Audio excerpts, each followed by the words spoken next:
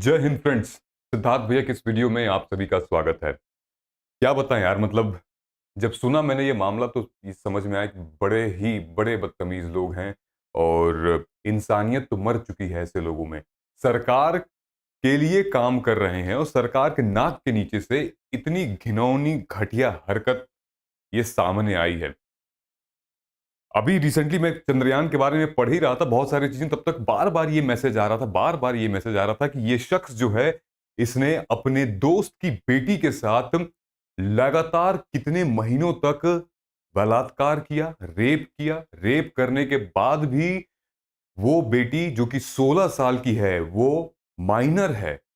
और क्या किया भाई, प्रेग्नेंट कर दिया। प्रेग्नेंट करने के बाद अबॉर्शन कर दिया, जो कि मतलब एक तो कुकर्म, ऊपर से अपराध पे अपराध, अपराध पे अपराध किया जा रहा। आप अगर सुनेंगे कि ये व्यक्ति दिल्ली सरकार में कौन सी पोजीशन पे है तो आप खड़े खड़े गिर जाएंगे। मतलब आप कहेंगे कि अरे बाप रे बाप, मतलब ऐसे लोगों को कैसे लोग देख नहीं पाते हैं। इन लोगों के लिए स्पेशल चश्मा, स्पेशल एक्सरे बनवाना पड़ेगा कि भाई इतने बड़े पोजीशन पे होते हुए और इतनी बड़ी घिनौनी हरकत आप कर रहे हो।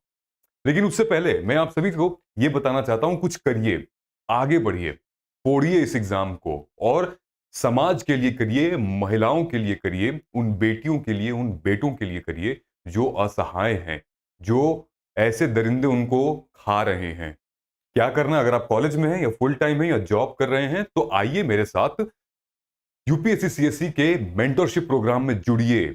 और जहां पे भी आपको डाउट हो रहा है मुझसे बात करिए, डिस्कशन करिए। 1-to-1 फ्री मेंटरशिप है, पहला सेशन, और आइए डिस्कस करिए। कमेंट सेक्शन में फॉर्म है, उस फॉर्म को भरिए अभी, तभी आप बदलेंगे। सिर्फ बैठ के देख के नहीं चीजें बदलेंगी, करना पड़ेगा, एक्शन लेना पड़ेगा, तभी बदलेंगी, है ना।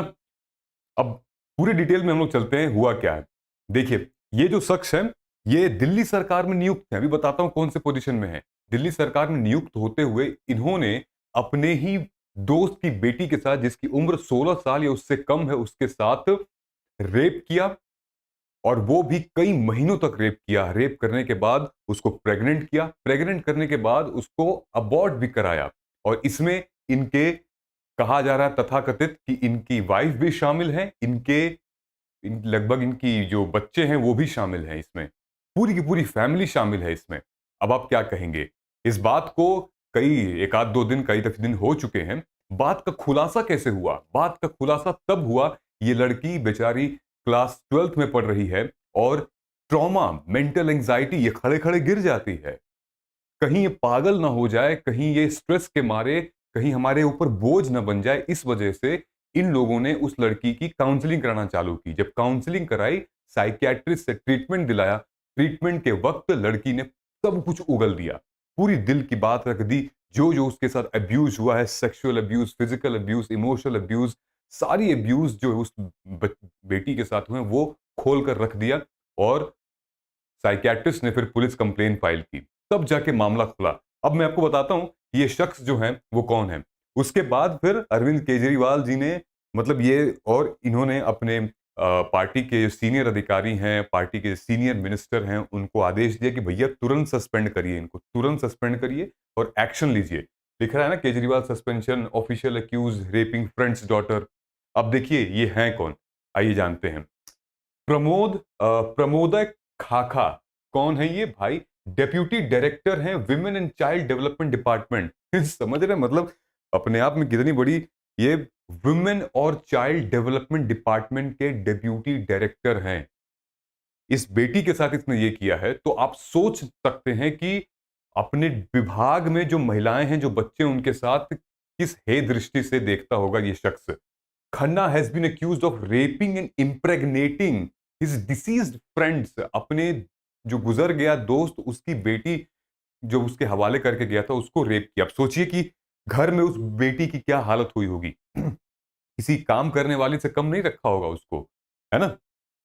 16 साल daughter Khanna's also book for alleging abortion pill. बार बार अबॉर्शन की पिल दिए जा रहे थे।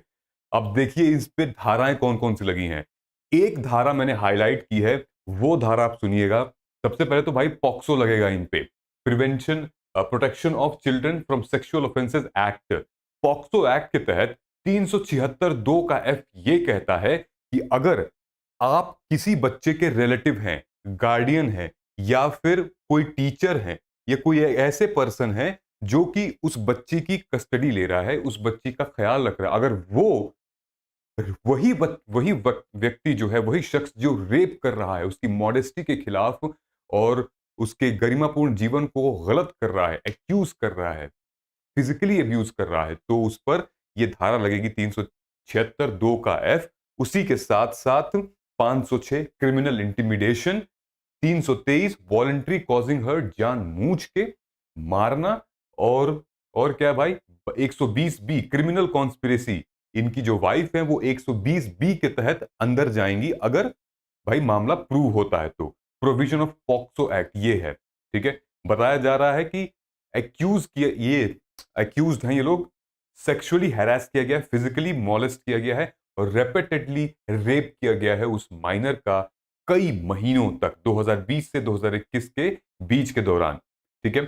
साथ ही साथ ये जो लड़की है जिसका रेप हुआ है, फिलहाल जो है ये 14 दिन के कस्टडी में है। और साथ ही साथ जो स्वाति मालीवाल हैं, हमारे सीडब्ल्यूसी की चेयरपर्सन, उनका यही कहना है कि भाई इतने देर क्यों हो गई, इसमें इतनी देर क्यों हो गई। तो जो दिल्ली के पुलिस कमिश्नर हैं उनका यही कहना है कि जब तक हम लड़की का स्टेटमेंट नहीं ले लेते तब तक हम शायद मजिस्ट्रेट के सामने नहीं रख पाएंगे। तो इसलिए इस प्रोसेस में इतनी लेट हो गई है। आपका क्या कहना है इसमें? मतलब बाप बेटी के रिश्ते की तो धज्जियां उड़ा दी हैं, मतलब शर्मशार कर दिया है। बेटी की उम्र की होंगी, 25 साल के हैं ये, मतलब 25 साल की सर्विस है इनकी, तो सोचिए कितने बड़े होंगे ये। और साथ में इनकी वाइफ भी थी, बच्चों से ये पिल्स मंगाते थे बाहर दुकानों से, आप सोचिए। और क्या कहा जाए, फिलहाल इनको सस्पेंड कर दिया है। लड़की को एंजाइटी बाउट्स होते थे, मतलब रह रह के वो ऐसे ऐसे, मतलब आप समझ रहे हो, ये एक मेंटल डिसऑर्डर है, मेंटल प्रेशर है। किस तरीके से ये, अगर ये बच्ची कहीं सुसाइड कर ले तो वो सुसाइड नहीं कहलाएगा, मर्डर कहलाएगा, मर्डर। तो कुछ इस लेवल की टॉर्चर, कुछ इस लेवल की, अब सोचिए वो बच्ची कैसे उस सदमे से उभरेगी।